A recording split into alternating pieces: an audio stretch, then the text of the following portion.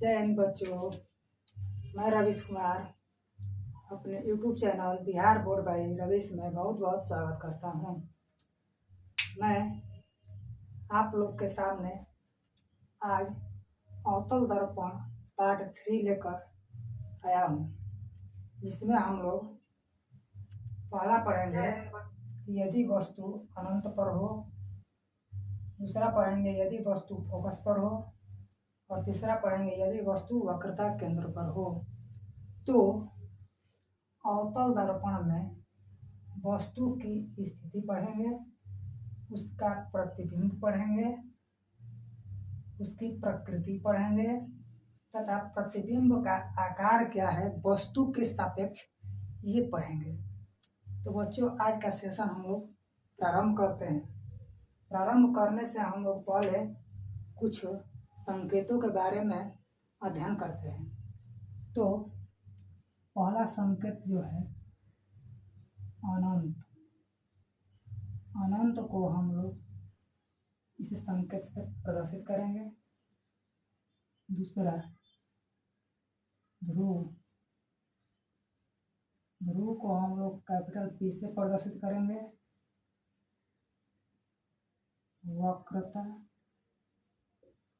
केंद्र, वक्रता केंद्र को हम लोग कैपिटल C से प्रदर्शित करेंगे। और फोकस दूरी, फोकस दूरी, फोकस दूरी को स्मॉल f से प्रदर्शित करेंगे। फोकस,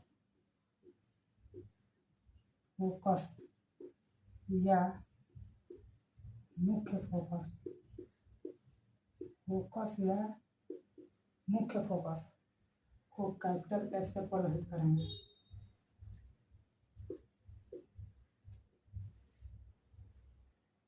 समानांतर को इस तरह से प्रदर्शित किया जाता है, जो हम लोग समझेंगे। तो इस तरह देख सकते हैं कि हम लोग अनंत को इस चिन्ह से, ध्रुव को कैपिटल P से, वक्रता केंद्र को कैपिटल C से, फोकस दूरी को स्मॉल f से, फोकस को कैपिटल F से तथा समानांतर को इस चिन्ह से प्रदर्शित किया जाता है। बच्चों, हम लोग आज हम अवतल दर्पण में अपने पहले प्रश्न में वस्तु को अनंत पर रखेंगे। कहाँ पर रखेंगे? तो अनंत पर रखेंगे। अनंत पर रखने के बाद हम लोग देखेंगे कि वस्तु का प्रतिबिंब कहाँ बन रहा है। वस्तु का जो प्रतिबिंब है वो वास्तविक है कि काल्पनिक है। वस्तु के सापेक्ष उसका आकार जो है छोटा है या बड़ा है। तो बढ़ते हैं अपने पहले फैक्ट की ओर। वस्तु कहाँ पर रखी है? वस्तु अनंत पर। वस्तु कहाँ पर रखी है? तो वस्तु अनंत पर रखी है। तो एक अवतल दर्पण बनाते हैं।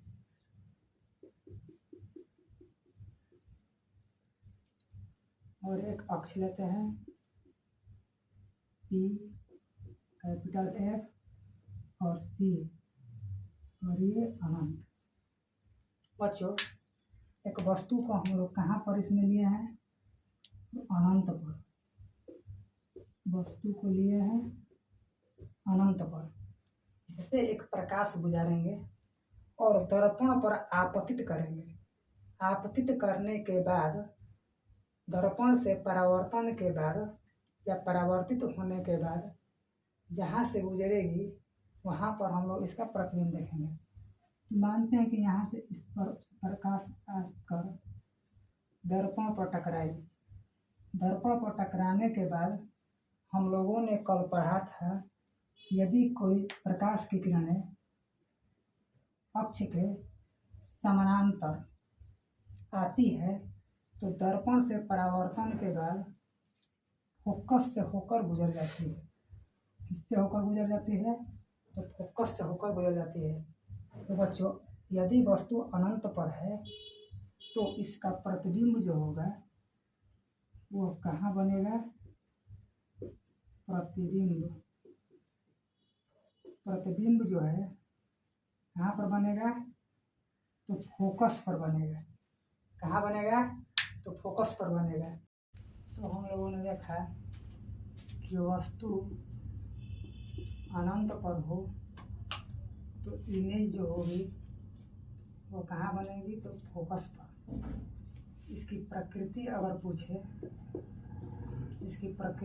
पूछे तो वास्तविक और उल्टी होगी। प्रकृति यदि पूछे तो वास्तविक और उल्टी होगी।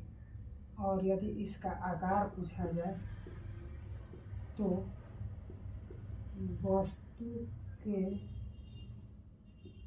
आकार से बिंदुवत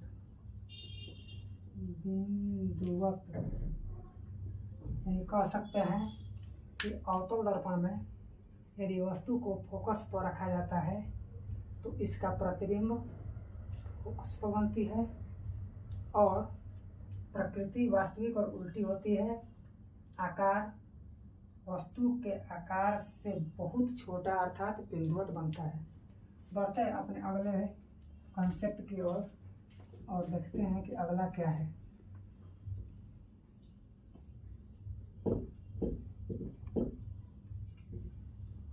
तो बच्चों हम लोगों ने देखा कि पहली स्थिति में कि वस्तु को अनंत पर रखा है।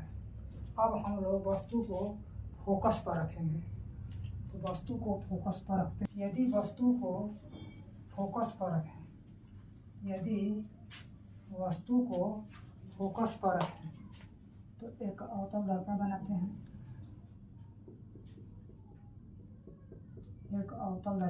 हैं। इसमें वस्तु को कहाँ रखना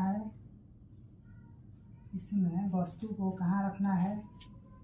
तो फोकस पर रखना है। वस्तु को कहाँ रखना है? तो फोकस पर रखना है। और यहाँ से एक किरण को गुजारेंगे। तो किरण को गुजारने के बाद हम लोगों ने पढ़ा था कि यदि कोई किरण अनंत से यदि कोई वस्तु फोकस पर हो तो दर्पण से टकराने के बाद यह मुख्य अक्ष के समानांतर हो जाती है। यानी कि वस्तु को यदि फोकस पर रखें तो इसका प्रतिबिंब जो है अनंत पर बनेगा। इसका प्रतिबिंब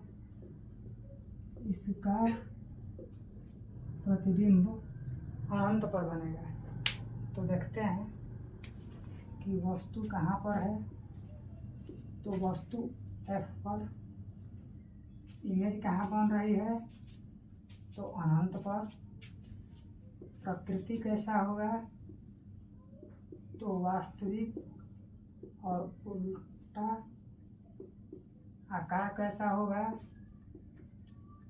तो वस्तु से बहुत बड़ा होगा। जो प्रतिबिंब होगा वो वस्तु से बहुत ही आकार में क्या होगा? तो बड़ा होगा। तो हम लोगों ने देखा कि एक अवतल दर्पण लिया जिसमें वस्तु को हमने फोकस पर रखा तो इसकी जो प्रतिबिंब है अनंत पर बनती है। और प्रकृति पूछा जाए तो वास्तविक और उल्टा होगा। और आकार पूछा जाए तो वस्तु के आकार से बहुत ही बड़ा बनेगा। बढ़ते हैं अपने आज के लास्ट प्रश्न की ओर और देखते हैं कि लास्ट क्या है।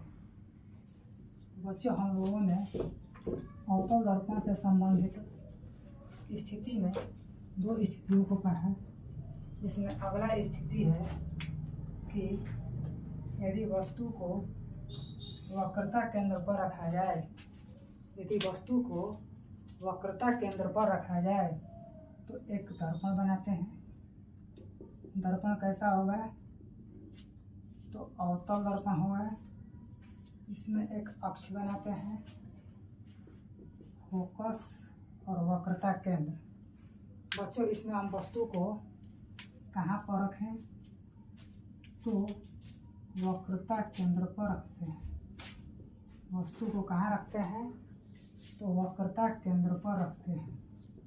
तो देखें यहाँ से एक प्रकाश गुजारी जाए तो ये दर्पण से टकराकर, यानी कि ये आपतित हुई यहाँ से, और वस्तु जो फोकस पर था, वस्तु जो वक्रता केंद्र पर था, तो उससे आगे की ओर किरण बढ़ती हुई दर्पण से टकराने के बाद पुनः उसी माध्यम में वापस लौट जाती है, जिसके कारण इसका प्रतिबिंब भी